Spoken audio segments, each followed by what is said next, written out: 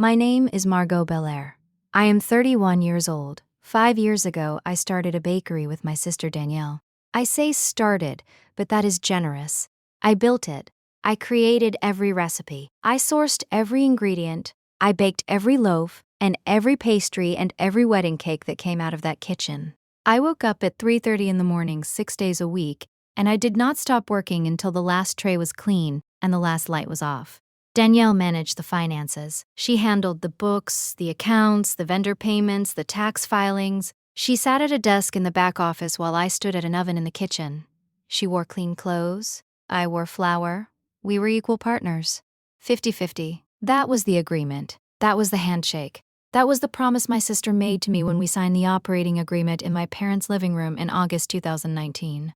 5 years later, when the bakery was valued at $1.2 million, Danielle filed amended articles of organization with the New Jersey Secretary of State, removing me as a member of Belair Bakehouse LLC and transferring 100% ownership to herself. She did not tell me. She did not give me a chance to object. She simply erased me from the business I had built with my own hands. And she did not do it alone.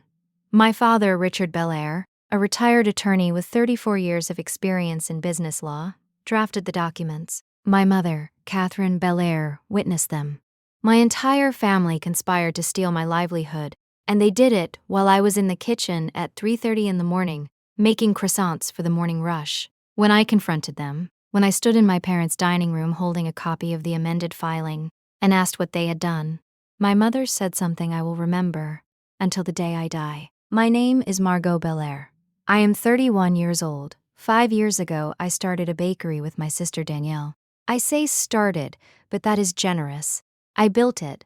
I created every recipe. I sourced every ingredient. I baked every loaf and every pastry and every wedding cake that came out of that kitchen. I woke up at 3:30 in the morning 6 days a week, and I did not stop working until the last tray was clean and the last light was off. Danielle managed the finances. She handled the books, the accounts, the vendor payments, the tax filings. She sat at a desk in the back office while I stood at an oven in the kitchen. She wore clean clothes. I wore flour. We were equal partners. 50-50. That was the agreement. That was the handshake.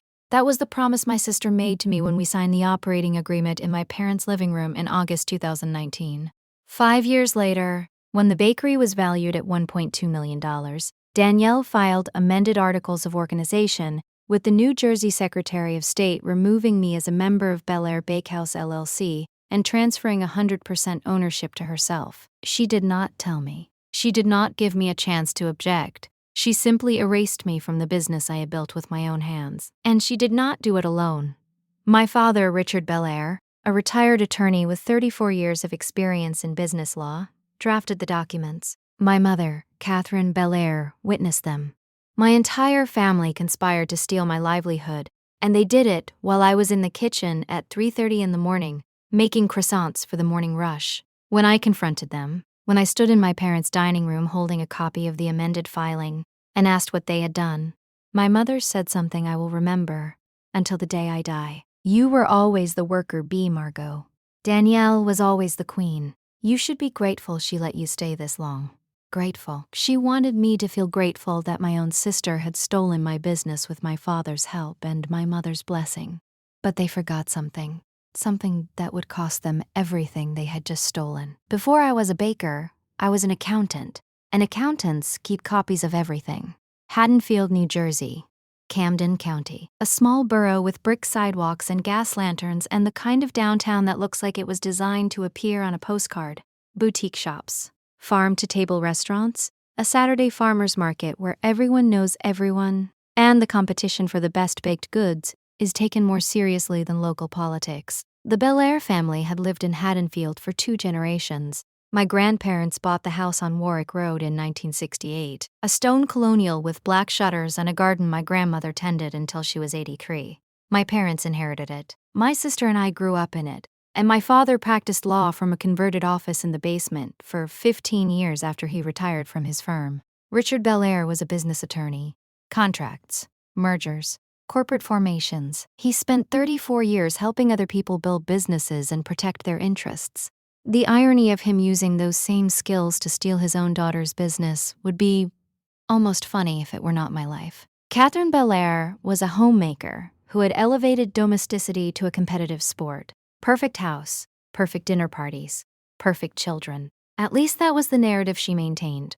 The reality was more complicated because Catherine had 2 daughters, and she had decided very early which one was perfect and which one was useful. Danielle was born in 1990, 14 months before me. She was beautiful in the effortless way that made people notice her the moment she entered a room. Tall, dark-haired, confident.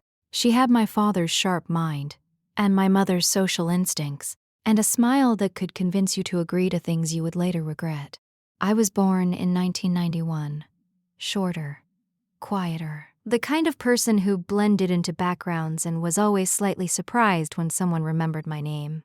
I was not ugly or strange or deficient in any obvious way. I was simply forgettable in a family that valued being remembered.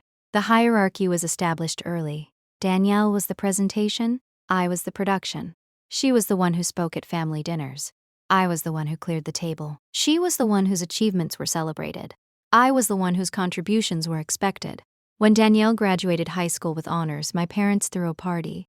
70 guests, a caterer, a photographer. When I graduated the following year with a higher GPA, my parents took me to dinner at a restaurant where the portions were small and the prices were high, and my mother spent most of the meal talking about Danielle's college plans. Danielle went to Boston University, marketing degree. My parents paid the full tuition, $168,000 over 4 years. I went to Rowan University, accounting degree. I paid my own way through scholarships and a work-study program in the financial aid office. My parents contributed nothing. When I asked for help with my sophomore year tuition, my father said we have already allocated our educational budget. Allocated, the language of business applied to parenting.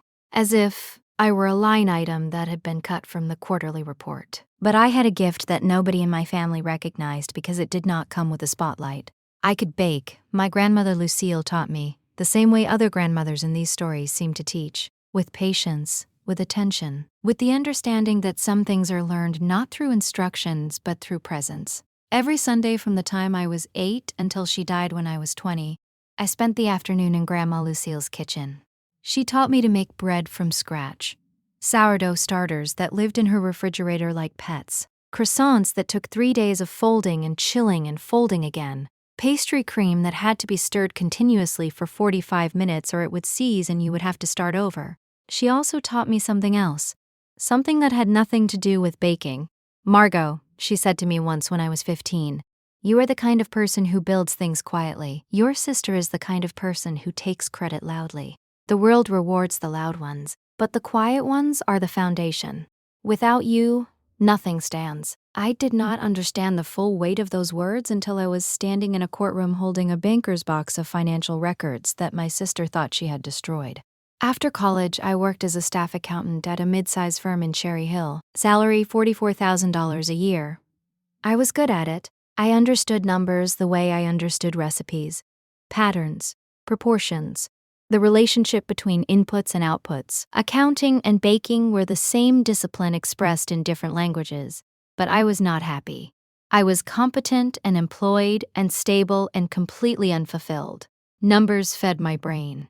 Baking fed my soul. And at 26, I made the decision that would change everything. I quit my accounting job and told my family I was going to start a bakery.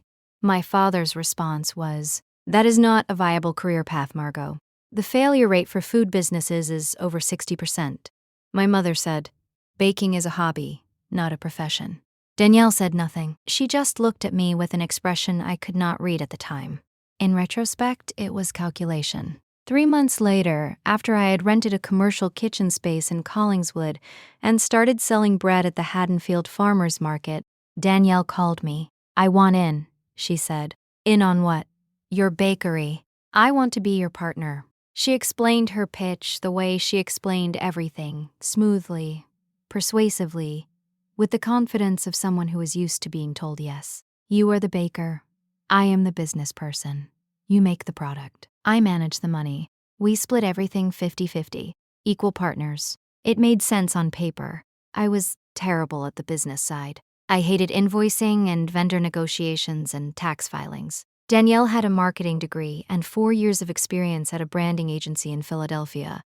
She knew how to build a brand, manage social media, and make something look bigger than it was. We formed Bel Air Bakehouse LLC in August 2019. Operating agreement drafted by our father. 50% ownership each. Equal decision-making authority. Profit split 50-50. I should have had an independent attorney review the documents. I did not, because my father drafted them, and my sister was my partner, and they were family, and family does not steal from family. That belief would cost me $1.2 million. The first 2 years were survival. I baked in the commercial kitchen from 4 in the morning to noon, then sold at the farmer's market until 3. Danielle handled the Instagram account, designed the packaging, and managed the books from her apartment. Revenue year 1, $47,000. Revenue year 2, $89,000. I was making sourdough bread, artisan croissants, seasonal pies, and custom cakes. Word spread the way it does in small New Jersey towns. One customer tells another. Someone posts a photo. A local food blogger writes a review. By year 3, we had a storefront. A small shop on Kings Highway in Haddonfield. 1,200 square feet. A display case I bought used from a closed bakery in Voorhees. A kitchen that was barely big enough for 2 ovens and a prep table. Revenue year 3, $231,000. Revenue year 4, $478,000. We hired 4 employees. I trained each one personally. I developed new recipes constantly.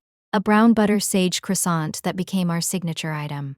A lavender honey cake that a Philadelphia magazine called one of the best desserts in the Delaware Valley. A sourdough loaf that customers drove from 3 counties over to buy.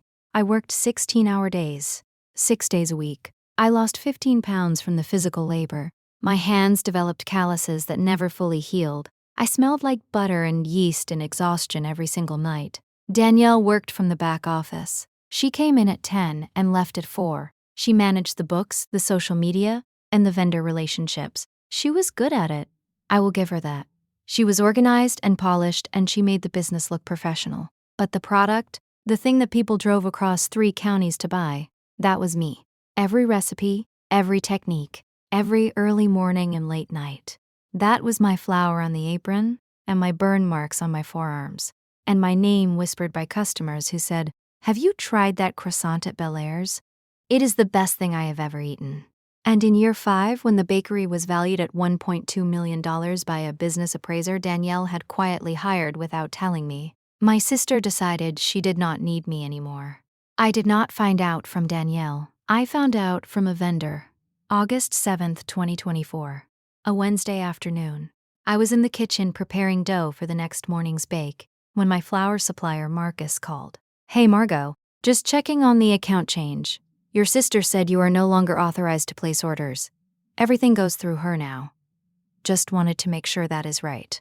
I am sorry, what? She emailed all your vendors yesterday. Said there has been a restructuring and she is the sole point of contact going forward. I put down the phone. I walked to the back office. Danielle's desk was cleared. Her personal items were gone. The laptop she used for the books was gone. The filing cabinet where she kept financial records was locked. It had never been locked before. I called her. Voicemail. I called again. Voicemail.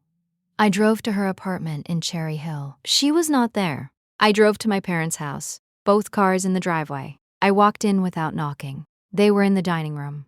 All 3 of them, Danielle, my father, my mother, sitting around the table with documents spread across the surface. Legal documents. I recognized the format. Articles of amendment, the kind my father had drafted hundreds of times during his career.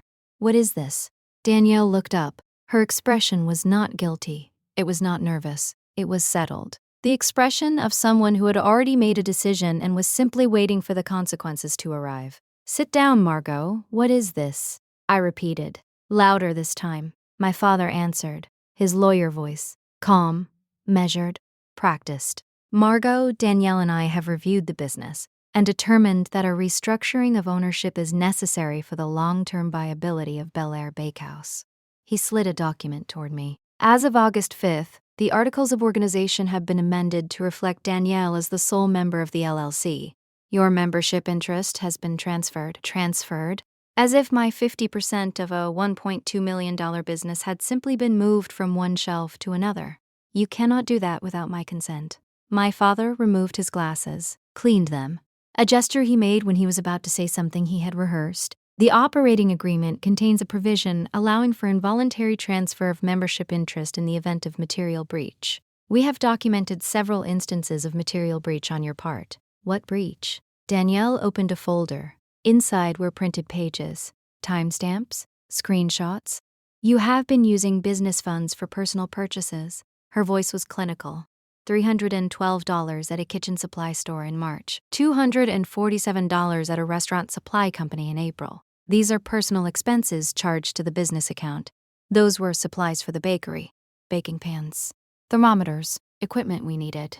The receipts do not reflect business necessity, my father said. I stared at him, at this man who had spent 34 years practicing business law and was now using that expertise to steal his own daughter's business. This is fraud, I said. My mother spoke for the first time. Her voice carried the particular sweetness she used when she was about to say something devastating. Margot, let us be honest. You are a wonderful baker. Nobody is denying that. But Danielle built this business. She created the brand. She managed the finances. She turned your hobby into a company. You were always the worker bee, sweetheart. Danielle was always the queen. You should be grateful she let you stay this long. Grateful for being robbed. I looked at the three of them sitting at that table. My father, my mother, my sister, a unified front, a family aligned against me with the precision of a legal team. And I thought about my grandmother, Lucille. Your sister is the kind of person who takes credit loudly. The quiet ones are the foundation. Without you, nothing stands. I did not argue. I did not cry. I did not beg or threaten or raise my voice. I said 2 words, then I left. You will see. Here is what my family did not know. Here is what they never bothered to ask. Here is the thing that would cost them everything. I was an accountant before I was a baker, and accountants do one thing better than anyone else in the world. We keep records. From the day Bel Air Bakehouse was formed in August 2019, I had maintained a complete parallel set of financial records, not because I suspected my sister would steal from me, but because that is what accountants do. We document, we verify, we create redundancy. It is not paranoia, it is professional instinct. Every bank statement, copied. Every vendor invoice, photographed. Every tax filing, duplicated. Every receipt, scanned and uploaded to a cloud storage account that only I had access to. 5 years of financial records, organized chronologically, cross-referenced by category, backed up in 3 separate locations. My sister thought she had destroyed the evidence when she cleared out the filing cabinet and took the business laptop. She thought that without the originals, I would have no way to prove my ownership or challenge the amended articles. She was wrong. I also had something else. Something Danielle did not know about because she had never bothered to understand what I did in the kitchen at 3:30 in the morning while she was sleeping. Recipe documentation. Every recipe I had ever created for Bel Air Bakehouse was recorded in a series of notebooks I kept at home. Not at the bakery. At home. 73 original recipes. Each one dated, each one annotated with development notes, ingredient ratios, and technique descriptions. Under intellectual property law, original recipes with sufficient specificity and documentation can qualify for trade secret protection. My recipes were the core asset of Bel Air Bakehouse. Without them, the bakery was an empty kitchen with an Instagram account.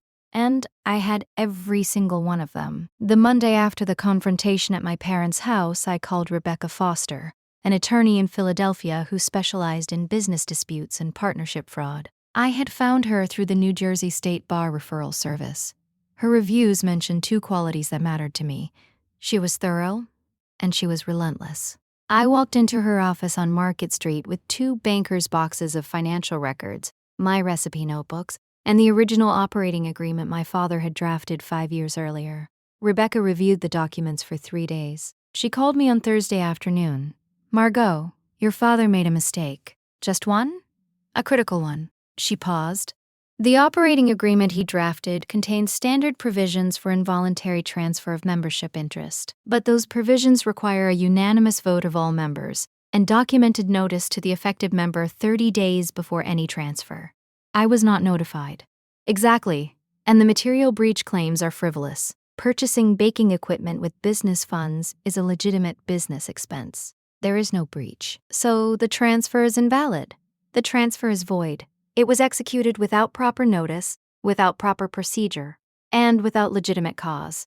Your father knows this. He practiced business law for 34 years. He deliberately drafted an operating agreement with protections he then deliberately violated. She let that settle. Margot, this is not just a breach of the operating agreement. This is fraud. Your sister, with your father's assistance, filed false documents with the Secretary of State to steal your ownership interest in a business worth over $1 million. That is a criminal act.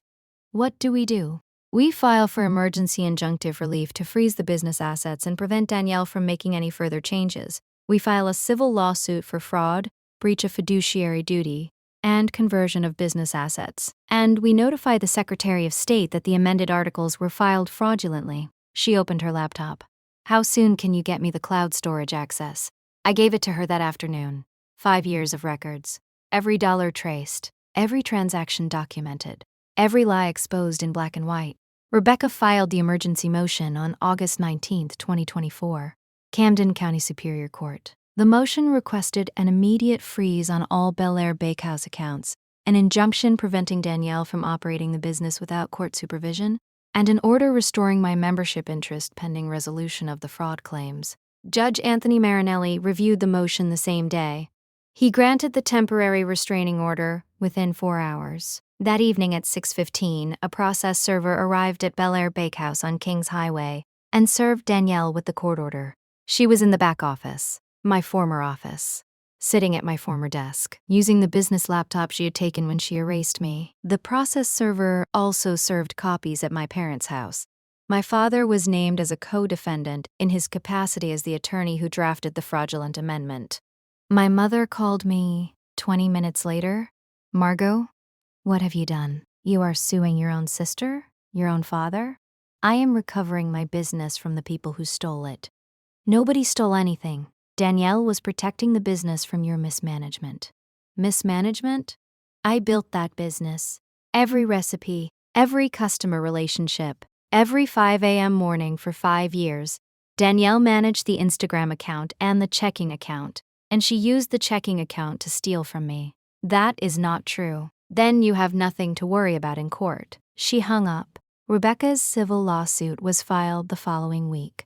Bel Air v. Bel Air, case number KML 4217-24. The complaint alleged fraud in the inducement, breach of fiduciary duty, breach of operating agreement, conversion of business assets, tortious interference with business relationships, and civil conspiracy.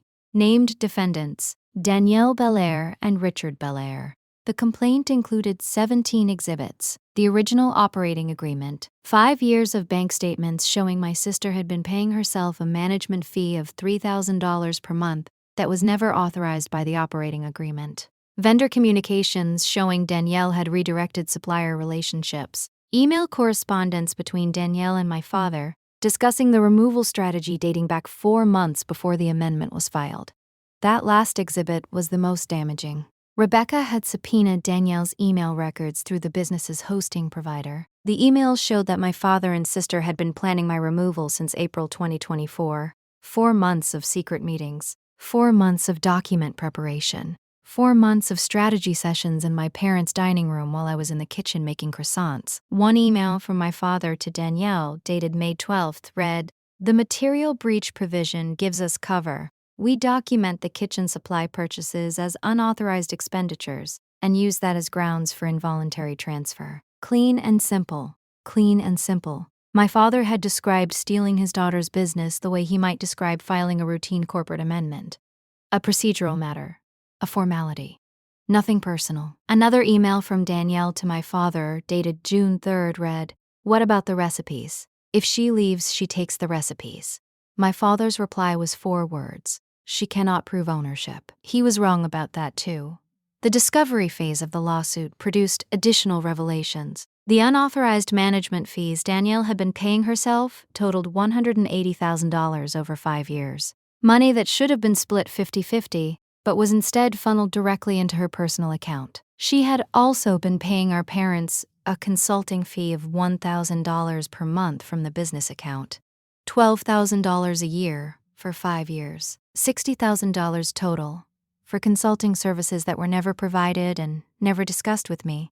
Total money stolen from the business before the ownership transfer, $240,000. Rebecca added the amounts to the lawsuit. The total damages claim now exceeded $1.4 million. The value of the business itself, plus the unauthorized withdrawals, plus statutory damages for fraud. My father retained his own attorney, a former colleague named David Alderman, from a firm in Camden. Alderman reviewed the case and called my father within 48 hours. According to Grandma Pat, who heard this from Aunt Ellen, who heard it from David Alderman's paralegal at a community event, the conversation was brief. "Richard, this is bad. The emails alone are devastating. The unauthorized management fees are indefensible. And you drafted the fraudulent amendment yourself. Your bar license could be at risk." My father's response was, "We will fight it." Alderman's response was, "I would strongly advise against that." The trial was scheduled for December 2, 2024. Camden County Superior Court. Judge Anthony Marinelli presiding. In the 4 months between the filing and the trial, the pressure on my family was relentless. Not from me, from the evidence. Evidence has a weight that increases over time. The longer you try to carry a lie, the heavier the truth becomes. Danielle hired her own attorney, a woman named Sandra Keene from a firm in Voorhees. Sandra was competent, but she was working with bad facts, and she knew it. Her strategy was to argue that Danielle's contributions to the business, the branding, the social media, the financial management, justified her receiving a larger ownership stake. She argued that the amendment was an attempt to correct an imbalance, not to commit fraud. Rebecca dismantled this argument in her pretrial brief with the precision of a surgeon. The operating agreement specifies 50-50 ownership. If Danielle believed the split was unfair, she had legal remedies available. She could have proposed an amendment through proper channels. She could have sought mediation. She could have filed a lawsuit requesting judicial modification of the agreement. Instead, she chose to forge documents, file fraudulent amendments, and steal her sister's business. The existence of legal alternatives makes the choice to commit fraud more damning, not less. My father's situation was worse. The New Jersey State Bar Association had opened a preliminary inquiry into his conduct after Rebecca filed a complaint. A retired attorney, using his legal expertise to draft fraudulent business documents for his own daughter, raised questions about professional ethics that extended beyond this case. David Alderman, my father's attorney, tried to negotiate a settlement 3 times before trial. Each time, Rebecca rejected the offer. The first offer was a 60-40 split in Danielle's favor. Rebecca said no. The second offer was 50-50 with no damages. Rebecca said no. The third offer was full restoration of my 50% plus $50,000 in damages. Rebecca said no. "We are not settling for anything less than full restoration. All unauthorized management fees returned. All consulting fees returned. Statutory damages for fraud. And attorney fees." Rebecca told me this over coffee at her office the week before trial. "Your sister stole $240,000 from the business over 5 years, while simultaneously planning to steal the entire company. Your father used his legal expertise to facilitate the theft. They do not get a discount for being family." December 2nd arrived with the kind of cold gray weather that makes New Jersey look like a black and white photograph. I arrived at the courthouse at 8:30 with Rebecca and 2 bankers' boxes of exhibits. My grandmother Lucille's recipe notebooks were in a separate bag, protected, irreplaceable. Danielle arrived at 8:45 with Sandra Keene. She was wearing a cream-colored suit and heels that clicked against the marble floor, with a confidence her case did not support. My father arrived separately with David Alderman. He looked diminished. The retired attorney who had spent 34 years commanding boardrooms now walked into a courtroom as a defendant.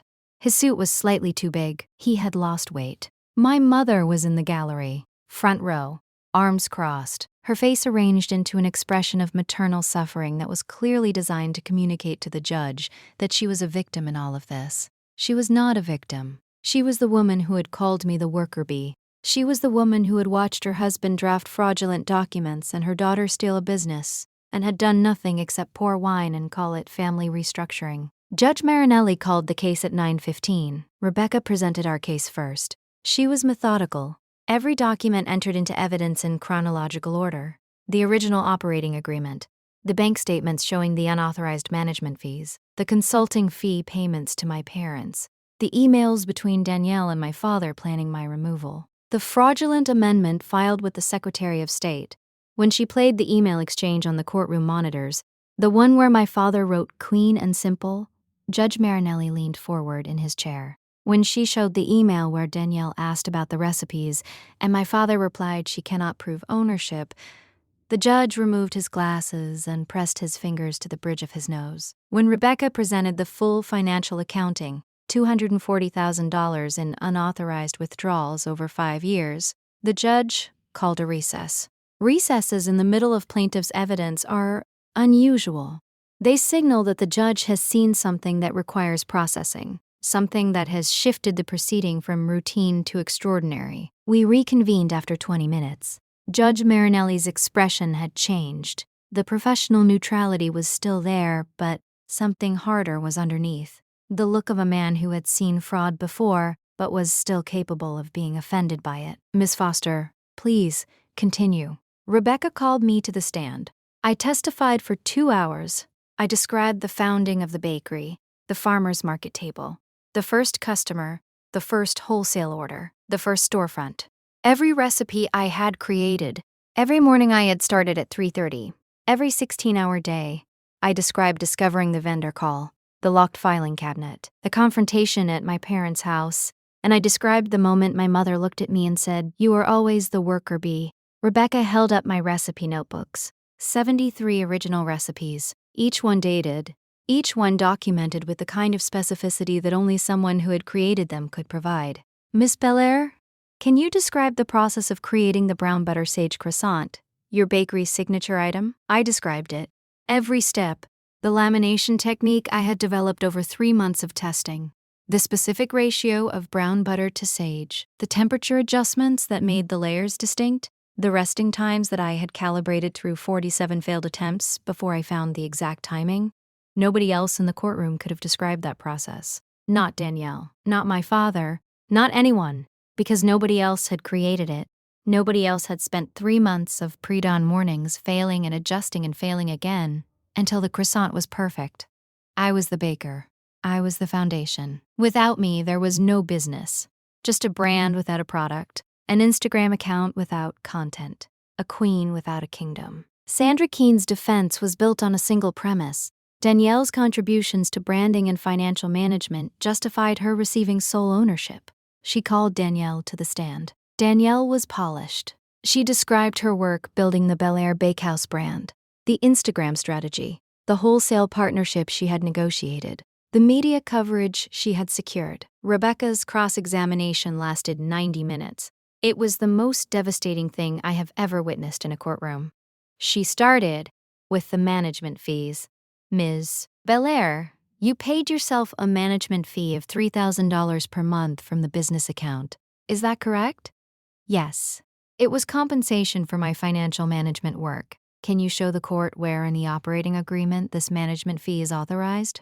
Silence.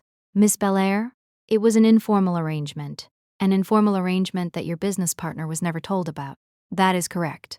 Danielle shifted. We discussed it generally. Rebecca held up 5 years of bank statements. I have reviewed every email, every text message, and every document produced in discovery.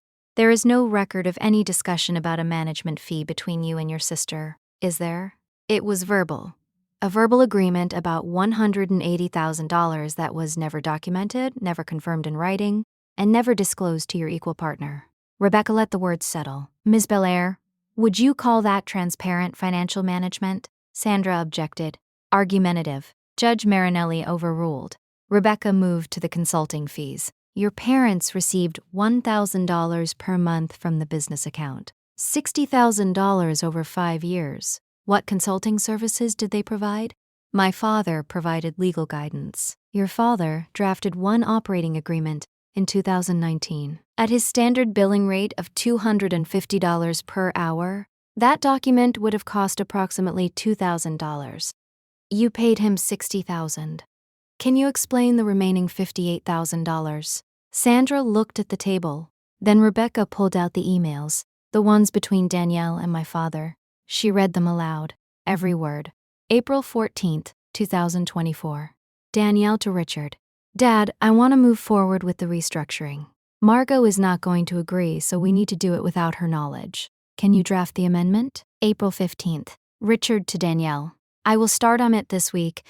We need to build a case for material breach to justify the involuntary transfer.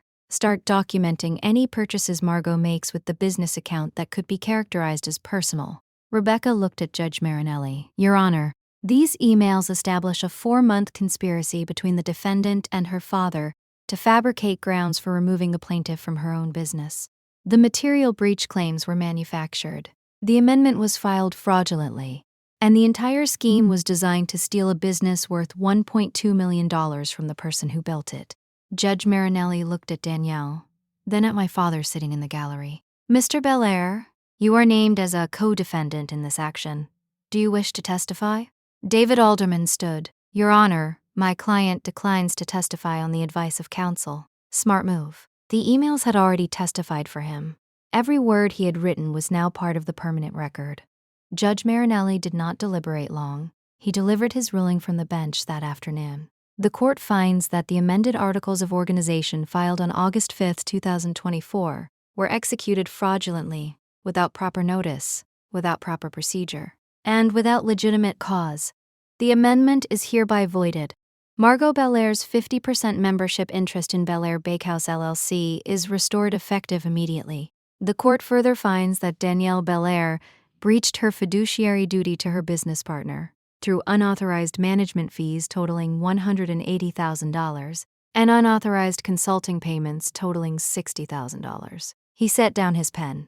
The court orders the following: full restoration of plaintiff's ownership interest, repayment of $240,000 in unauthorized withdrawals, statutory damages of $120,000 for fraud, attorney fees in the amount of $67,000, total judgment $427,000. Danielle's face went white. Judge Marinelli was not finished. He looked at my father. Mr. Belair, I am referring this matter to the New Jersey State Bar Association for review. An attorney who uses his professional skills to facilitate fraud against his own child raises serious questions about fitness to practice. Even in retirement, you are bound by the rules of professional conduct. My father did not move, did not speak, did not look at anyone. My mother stood up in the gallery. She opened her mouth as if to speak. Judge Marinelli raised his hand. Ma'am, please sit down. This is not the time. She sat. For the first time in my life, my mother was told to be quiet in a room full of people, and she had no choice but to comply. The aftermath came in waves, each one smaller than the last, but none of them painless. Danielle's attorney filed an appeal within 30 days. Sandra Keene argued that the damages were excessive, and that the management fees constituted reasonable compensation for financial oversight. The appellate court rejected the appeal in February 2025. The 3-judge panel wrote that the evidence of premeditated fraud was overwhelming, and that the trial court's damages award was well within statutory limits. The $427,000 judgment was enforced in March. Danielle did not have the money. She had spent the unauthorized management fees on her apartment, her car, her wardrobe, and a lifestyle funded entirely by money she had stolen from our business. The court ordered a structured payment plan, $3,500 per month. At that rate, it would take her over 10 years to pay the full judgment. The payments would be deducted automatically from her share of the business profits as long as she remained a member. But she did not remain a member. 2 weeks after the judgment was enforced, Danielle sent me an email. 3 sentences. I do not want to work with you. I am willing to sell my 50%. Make me an offer. I consulted with Rebecca. We had the business appraised again. The value had actually increased during the legal proceedings. Customers who had heard about the case rallied around the bakery. Revenue in the 4th quarter of 2024 was the highest in the company's history. The appraisal came back at $1.4 million. Danielle's 50% was worth $700,000. Minus the $427,000 judgment, her equity was worth $273,000. I offered her $250,000. She accepted. On April 1, 2025, I became the sole owner of Belair Bakehouse LLC. The business I had built from a folding table at a farmer's market was entirely mine. Every recipe, every customer, every oven-burned forearm and flour-dusted morning. My father received a formal reprimand from the New Jersey State Bar Association in May. The reprimand cited his role in drafting fraudulent business documents and noted that his conduct was inconsistent with the ethical obligations of a licensed attorney even in retirement. It was not a disbarment. It was not a suspension. It was a public statement that Richard Belair had used his legal expertise to steal from his own daughter. And that statement would follow him for the rest of his professional life. My mother called me in June, not to apologize, to negotiate. Margot, your father is devastated. The bar reprimand has humiliated him. Can you write a letter to the Bar Association asking them to reconsider? He drafted fraudulent documents to steal my business, Mom. The reprimand is the least of what he deserves. He was trying to protect Danielle. She needed the business more than you did. Nobody needed the business more than me. I created it. I built it. Every recipe is mine. Every customer knows my name. Danielle managed the Instagram account and the checking account, and she used both to steal from me. Silence. You called me the worker bee. I looked out the window of my bakery at the line of customers stretching down Kings Highway. Do you see that line outside my shop? Those people are not here for the queen. They're here for the honey, and I am the one who makes it. She hung up. She did not call back for 3 months. It has been a year since the trial. I am 31 years old.